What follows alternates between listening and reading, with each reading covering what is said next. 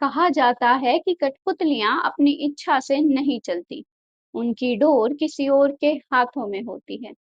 सही कहा जाता है, लेकिन क्या सिर्फ दिखाई देने वाली डोरें ही बंधन है, या फिर हम सब भी किसी न किसी अदृश्य डोर से बंधे हैं?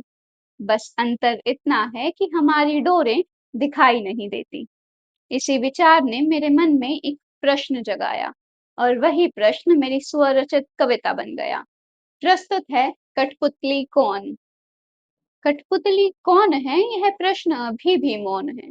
जो बंधनों में दिख गया, क्या सच में वही गौण है? कभी आईने से पूछो, कौन खुद से अनजान है, जिसे अपने ही बंधनों का नहीं कोई भी ज्ञान है।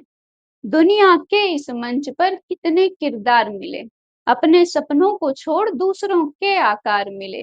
लोग क्या कहेंगे कि डोर कितनों को मोड़ गई, अपनी ही पहचान उन्हें जाने कब छोड़ गई। मन के भी कुछ बंधन हैं, जो दिखते कभी नहीं। भावों की इन डोरों को समझ पाते सभी नहीं। कभी डर की परछाई में, कभी इच्छाओं के जाल में, इंसान खुद ही खो जाता है अपने ही सवाल में। जो हाथ थामे डोरों को, क्या वह भी बंधा नहीं? जो राह दिखाए सबको, क्या वह भी अकेला नहीं?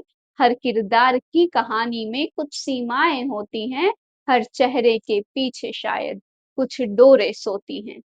बंधन की परिभाषा को अब बदलना होगा, अपने भीतर छिपे सत्य को समझना होगा। डोरों के साथ चलकर भी जो मुस्कुरा पाएगा, वही कठपुतली होकर भी जीवन समझ पाएगा। जब जीवन का मंच सजेगा, फिर नया किरदार मिलेगा। हर चेहरे के पीछे शायद एक नया संसार मिलेगा। कठपुतली कौन है, यह प्रश्न अमर रह जाएगा। जो खुद को पहचान लेगा, वही उत्तर बन जाएगा, वही उत्तर बन जाएगा। हर प्रश्न का उत्तर शब्दों में नहीं मिलता, कुछ उत्तर आत्मचिंतन में मिलते हैं। इसलिए इस कविता को यहीं समाप्त नहीं करती, इसे आपके विचारों के हवाले करती हूँ। कठपुतली कौन है, निर्णय आपका है। धन्यवाद।